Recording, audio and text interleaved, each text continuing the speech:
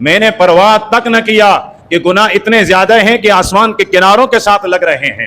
میں نے یہ پرواہ نہیں کیا 60 سال میری نافرمانی میں گزارے ہیں. میں نے یہ پرواہ تک نہ کیا میں کھلاتا رہا یہ میرا نافرمان رہا. میں نے یہ پرواہ تک نہیں کیا میں پلاتا رہا یہ نافرمانی کرتا رہا. میں نے یہ پرواہ تک نہیں کی میں حکم دیتا رہا یہ باغی بن کر زندگی گزارتا رہا. ولا ابالی میں نے کوئی پرواہ نہیں کی. میں نے بخش دیے تیرے گناہ. انتہائی قابل قدر معزز سامعین، آپ کے سامنے اللہ رب العزت کی مقدس اور بابرکت کلام قرآن مجید فرقان حمید سورہ آل عمران کی چند آیتیں تلاوت کی گئی ہیں. ان آیات کریمہ میں اللہ رب العزت نے اہل التقوی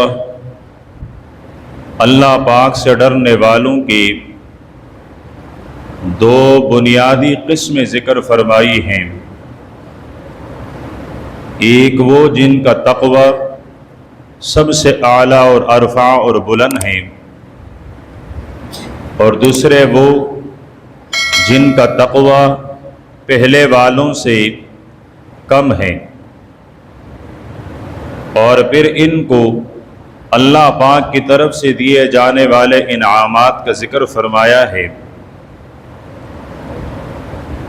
ان میں سے ایک قسم کے لوگ کہ جب ان سے گناہ ہو جائے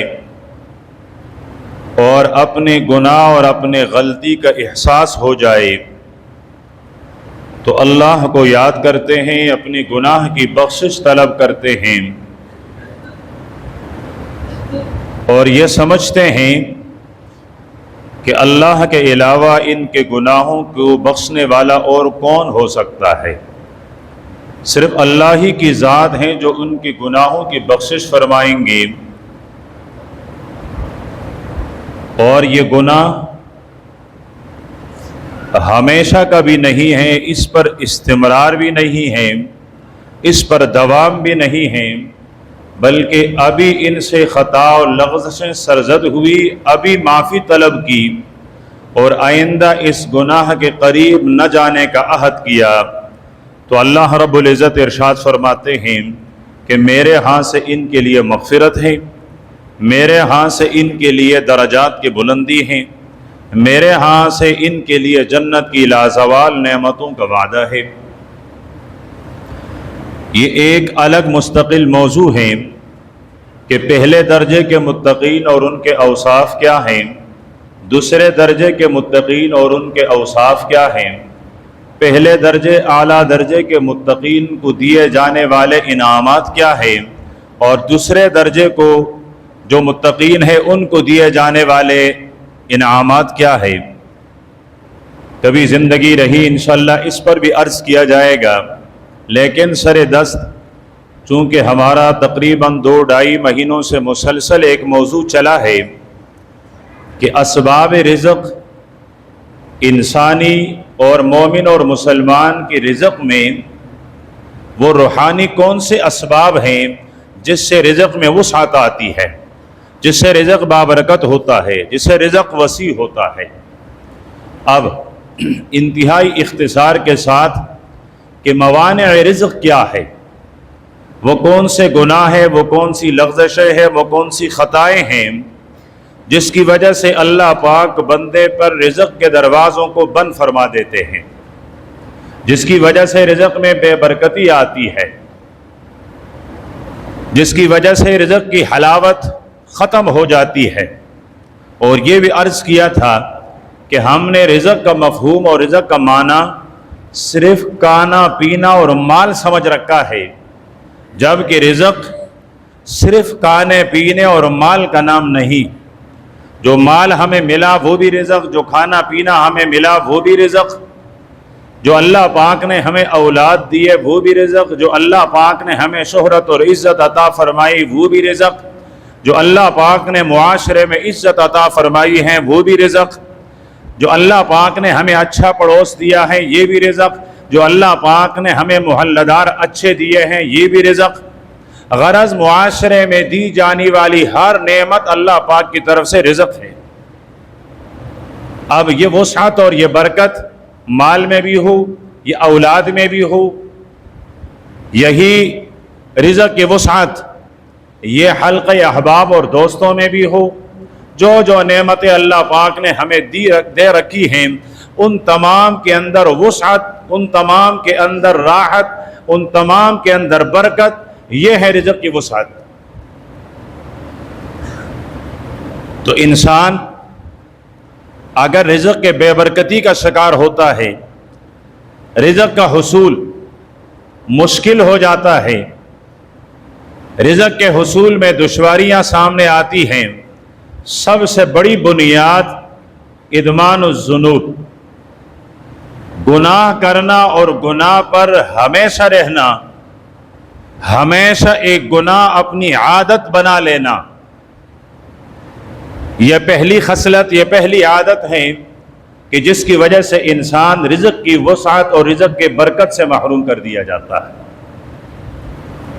اللہ رب العزت قرآن پاک میں ارشاد فرماتے ہیں ما اصابکم من مصیبت فبما کسبت ایدیکم، بندے تمہیں جو مصیبت، تمہیں جو پریشانی پہنچتی ہے، اس پریشانی کی بنیاد وہ اعمال ہیں جو تیرے ہاتھوں نے کر کے آگے بھیجے ہیں، جو تیری زندگی کا حصہ بن گئی ہے، جو تیری عادت بن گئی ہے۔ اس گناہ کی وجہ سے تجھے مصیبت ملی ہے، اس گناہ کی وجہ سے تیری راحت، اس کی لذت ختم کر دی گئی ہے۔ جب گناہ سے توبہ کرے گا، گناہ کو چھوڑے گا، تو اللہ پاک زندگی کو آسان بنا دے گا۔ سرور دو عالم صلی اللہ علیہ وسلم نے ارشاد فرمایا کہ بہت دفعہ انسان اپنے کیے ہوئے گناہ کی وجہ سے رزق سے محروم کر دیا جاتا ہے۔ اس نے کوئی گناہ کر لی اور اس گناہ کی نحوست کی وجہ سے اللہ پاک نے اس کو رزق کی وسعت اور برکت سے محروم کر رکھا، رزق کی وسعت اللہ پاک نے چھین لی۔ وہ آنکھوں سے وابستہ گناہ بد نظری ہو، وہ زبان سے وابستہ بد کلامی، بہتان، غیبت، چغلی ہو، وہ کانوں سے غلط سننا، غیبت کا سننا، بہتان کا سننا، گالم گلوچ کا سننا، گانوں اور آلات موسیقی سے جو چیزیں آوازیں آتی ہیں ان کو سننا۔ فرمایا ہاتھ چلتے ہیں اس سے گناہ کے لیے چلانا، پاؤں چلتے ہیں گناہ کے لیے چلانا، یہ تمام وہ چیزیں ہیں جو انسانی رزق میں رکاوٹ بن جاتی ہے، مانع بن جاتی ہیں۔ علامہ ابن القیم رحمۃ اللہ علیہ جو ہمارے قریب کے صدیوں میں بہت بڑا روحانی معالج گزرے ہیں، عالم، محقق اپنی جگہ، لیکن معاشرے کے اندر جو روحانی کمی آتی ہیں اس نبض پر ہاتھ رکھنا، اس مرض کی تشخیص کرنا، یہ انفرادی حیثیت ہے علامہ ابن القیم رحمۃ اللہ علیہ کا۔ یہ علامہ ابن القیم رحمۃ اللہ علیہ فرماتے ہیں کہ رزق کی معنی اور رزق کو ختم کرنے اور رزق میں دشواری، فرمایا بنیادی طور پر وہ معصیت ہوا کرتی ہے۔ معصیت اللہ پاک کی نافرمانی، اللہ پاک کے احکامات سے بغاوت، فرمایا یہ انسانی رزق کے لیے مانع اور رکاوٹ بن جاتی ہے۔ اور رزق کو کھینچنے والی چیز علامہ ابن القیم رحمۃ اللہ علیہ فرماتے ہیں کہ وہ نیکی اور نیکی کی طرف بڑھنا، نیکی کی کوشش کرنا، فرمایا کہ یہ رزق کو اپنی طرف کھینچتی ہے، اور گناہ یہ انسان سے رزق کو دور کر لیتی ہے۔ تو پہلا اور بنیادی سبب گناہ پر مداومت، گناہ پر ہمیشہ رہنا، گناہ پر فخر کرنا۔ آج کل ہمارے معاشرے میں یہ وبا بھی پھیلی ہوئی ہے، اس لیے کہ اللہ پاک غفار ہیں، لیکن آدمی اپنے آپ کو قصوروار سمجھے، گناہگار سمجھے، رب سے توبہ کریں، استغفار طلب کریں۔ یہاں تو اپنے گناہ پر فخر کیا جاتا ہے، اور ایسے لوگوں کو اللہ کبھی معاف نہیں فرماتے جو اپنے گناہ پر اتراتے ہیں، جو اپنے گناہ پر فخر کرتے ہیں، بطور فخریہ اپنے گناہ کا ذکر کرتے ہیں۔ ایسے لوگوں کی معافی نہیں ہوا کرتی ہے۔ دوسرے نمبر پر رزق کے لیے مانع، رزق کے لیے رکاوٹ استغفار نہ کرنا، گناہ ہو جانے کے بعد رب سے گناہ کی بخشش طلب نہ کرنا۔ دیکھا جائے گا اب تو جوانی ہے، دیکھا جائے گا ابھی تو زندگی کے بہت دن رات باقی ہیں، جبکہ قبرستان میں اگر ایک دن کا مردہ دفن ہے وہاں 100 سال کا بھی ہے، دونوں موجود ہیں۔ قبرستان میں ایک دن کا بچہ، اس کا قبر اس کی میت بھی موجود ہے، اور 100 سال کا بوڑھا اس کا قبر بھی موجود ہے۔ ہمارے اپنے ہی جولی میں بچوں کی روح بھی پرواز کر جاتی ہے، جوانوں کی روحیں بھی پرواز کر جاتی ہیں، اور ہمارے سامنے بوڑھوں کی روحیں بھی پرواز کر جاتی ہیں۔ یہ کہنا کہ ابھی زندگی ہے توبہ کر لوں گا، کب کر لوں گا، کس طرح کر لوں گا، یہ استغفار اور یہ بخشش طلب نہ کرنا، فرمایا یہ بھی رزق کے اندر بہت بڑی رکاوٹ ہے۔ اللہ رب العزت ارشاد فرماتے ہیں وَاسْتَغْفِرُوا رَبَّكُمْ إِنَّهُ كَانَ غَفَّارًا، فرمایا اپنے رب سے بخشش طلب کر لیا کرو، ہمیشہ اپنی عادت بناؤ استغفار۔ بدلے میں کیا ملے گا؟ پہلی نعمت انہو کان غفارا، جس سے بخشش طلب کرتے ہو اس کی صفت ہے غفار، بہت زیادہ بخشنے والا۔ جب بھی کوئی انسان گناہ کرتا ہے، ایک آدھا گناہ نہیں، فرمایا وہ اتنا گناہ کرتا ہے، اتنی خطائیں کرتا ہے کہ سارے زمین کو اپنی گناہوں سے بھر دیتا ہے، اور اس کی خطائیں آسمان کے کناروں سے جا لگتی ہیں، اور پھر ندامت اور پشیمانی کے عالم میں یہ اللہ پاک سے دعا کرتا ہوا، فریاد کرتا ہوا کہتا ہے میرا رب مجھے بخش دے۔ اللہ پاک جواب میں فرماتے ہیں غفرت لک ولا ابالی، بندے مجھے معلوم ہے تیرے جوانی کے گناہ، تیرے جوانی ڈھلنے کے گناہ، تیرے بڑھاپا شروع ہونے کے گناہ، تیرے بڑھاپے میں کیے جانے والے گناہ، بندے مجھے ایک ایک گناہ کا ایک ایک ذرہ معلوم ہے، لیکن تو نے غفار ذات کو پکارا ہے، غفرت لک، میں نے تجھے بخش دیا۔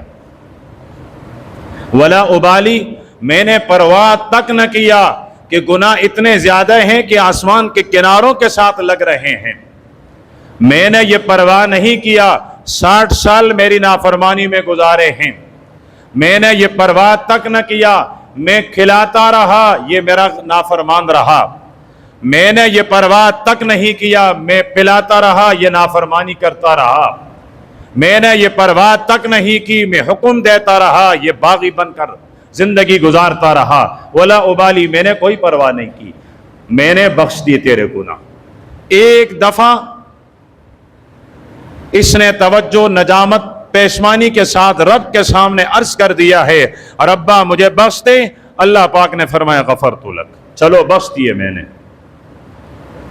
فرمایا صرف یہ نہیں، یرسل السماء علیکم مدرارا، استغفار کرو گے اللہ پاک موقع موقع پر مسلدھار بارش برسائے گا، جب اور جہاں تمہیں ضرورت ہوگی وہاں اللہ پاک تمہارے بارش اور پانی کی ضروریات پوری فرمائیں گے۔ صرف یہ بھی نہیں، وَيُمْدِدْكُمْ بِأَمْوَالٍ، استغفار کرو گے اللہ تمہاری مال زیادہ کر لیں گے، رزق پر جو رکاوٹیں ہیں وہ ساری رکاوٹیں ختم ہو جائیں گی، تمہیں رزق اور مال بے دریغ ملے گا، بغیر رکاوٹ کے ملے گا، وافر ملے گا، وسیع ملے گا۔ وَبَنِينَ، فرمایا استغفار کرو گے، بے اولاد ہیں اللہ پاک اولاد دے دیں گے، اولاد ہیں اللہ پاک زیادہ کر لیں گے، زیادہ ہیں اللہ پاک فرما بردار بنا دیں گے، اللہ پاک آنکھوں کی ٹھنڈک بنا دیں گے، اور کام ایک ہیں استغفروا ربکم، رب سے استغفار کریں۔ تو دوسری رکاوٹ وہ ہے استغفار اور بخشش طلب نہ کرنا، اس کی وجہ سے بھی رزق رک جاتی ہے۔ تیسرے نمبر پر قطیعۃ الرحم، قطع رحمی، رشتہ داروں کے ساتھ تعلق کو ختم کر دینا، رشتہ داروں کے ساتھ رشتہ داریاں نہ نبھانا، رشتہ داروں کے ساتھ اچھا سلوک نہ کرنا، رشتہ داروں کے ساتھ برا سلوک کرنا، رشتہ داریاں ختم کر دینا، رشتہ داری کے تعلقات ختم کر دینا، فرمایا یہ بنیادی سبب ہے جس کی وجہ سے رزق کے حصول میں مشکلات پیش آتی ہیں، رزق کی وسعت رک جاتی ہیں، رزق کے اندر جو برکتیں ہیں وہ برکتیں ختم ہو جاتی ہیں۔ بنیاد کیا ہے؟ قطع رحمی۔ اب ہم صلہ رحمی اور قطع رحمی کس کو کہتے ہیں؟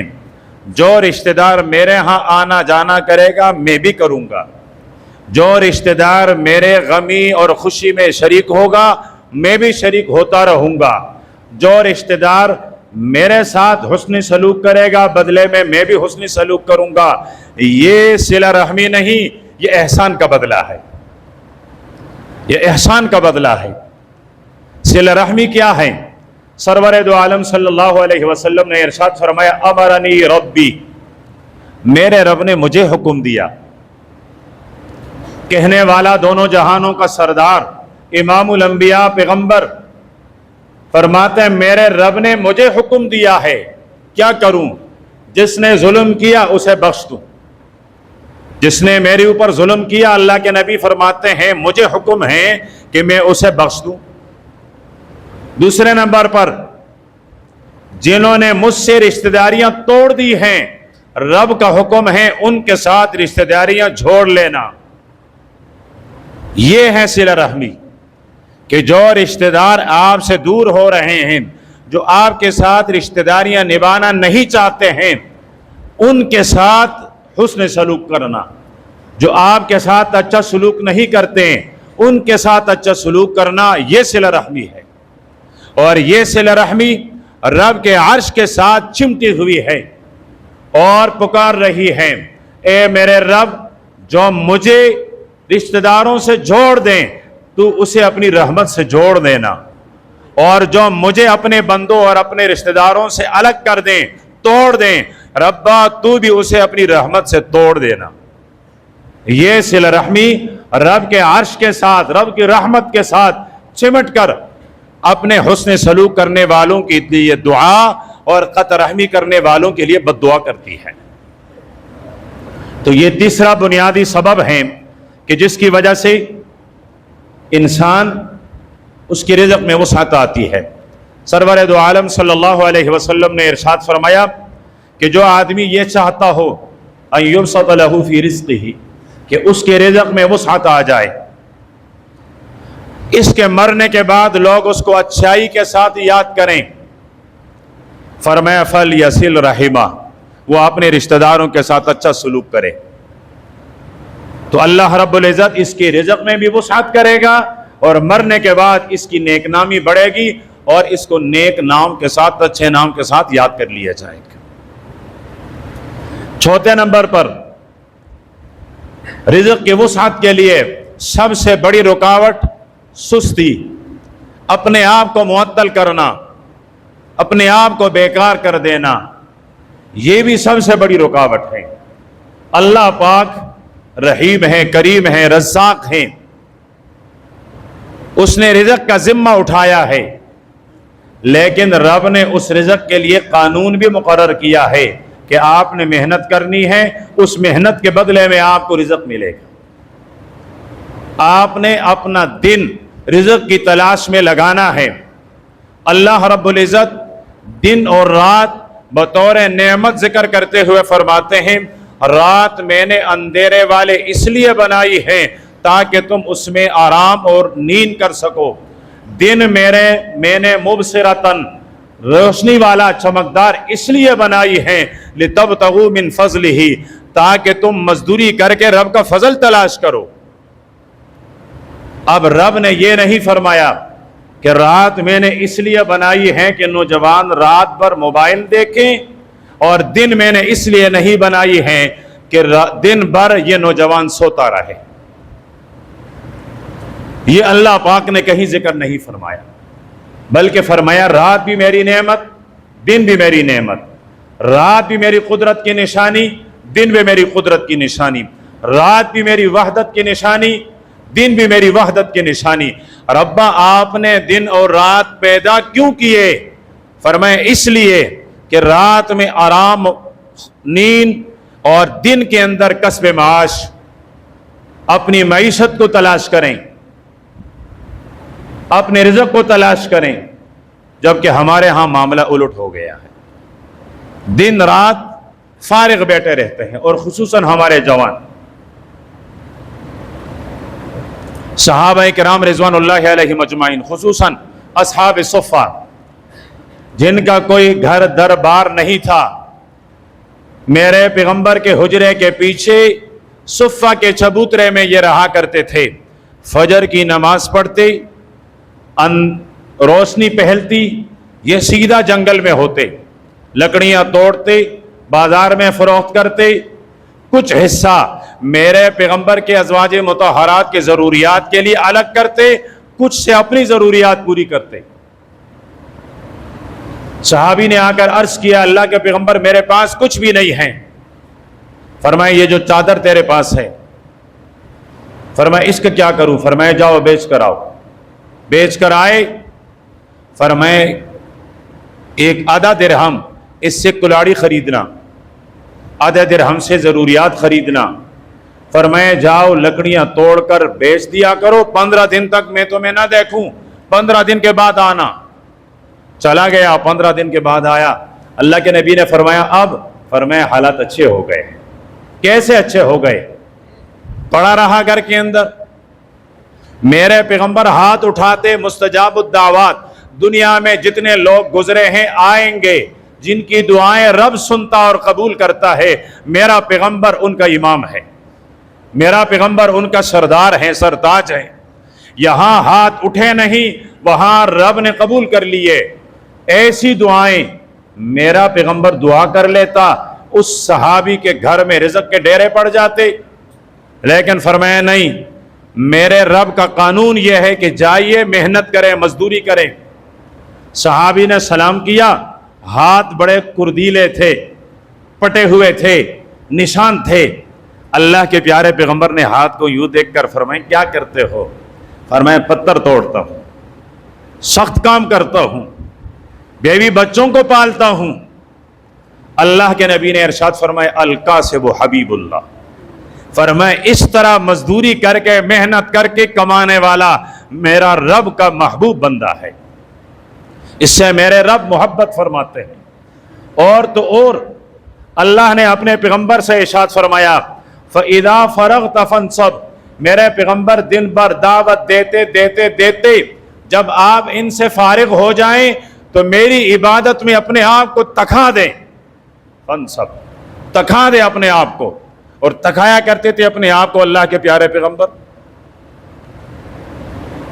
اللہ پاک ارشاد فرماتے وَأَن لَيْسَ لِلْإِنسَانِ إِلَّا مَا سَعَىٰ، انسان کے لیے وہی کچھ ہے جو وہ کمائے، وہ دنیا کمائے تو دنیا، وہ آخرت کمائے تو آخرت۔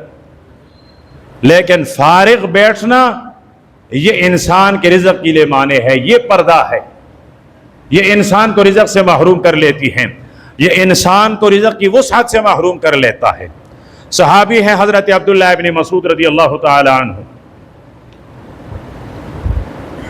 یہ حضرت عبداللہ ابن مسعود جو ہمارے فقہ حنفی اس کی بنیاد ہیں، امام ابو حنیفہ رحمۃ اللہ علیہ نے جتنا فقہ لیا ہے حضرت عبداللہ ابن مسعود سے لی ہے رضی اللہ تعالی عنہ۔ یہ حضرت عبداللہ ابن مسعود فرماتے ہیں مجھے سب سے بیکار برا وہ آدمی لگتا ہے جو فارغ ہو، جس کا کوئی بھی کام نہ ہو، نہ دنیا کا کوئی کام کرے نہ آخرت کا کوئی کام کرے۔ حضرت ابن مسعود فرماتے ہیں میرے نزدیک یہ سب سے برا آدمی ہے۔ اما جان سید عائشہ رضی اللہ تعالی عنہ فرماتی ہیں کہ اللہ پاک کو وہ اعمال پسند ہیں ادومھا، جو ہمیشہ ہو، وَإِن قَلَّ، اگرچہ کم ہو، لیکن عمل ہمیشہ ہو، ہمیشہ عمل کے میدان میں رہنے والا، یہ اللہ رب العزت کو محبوب اور پسند ہے۔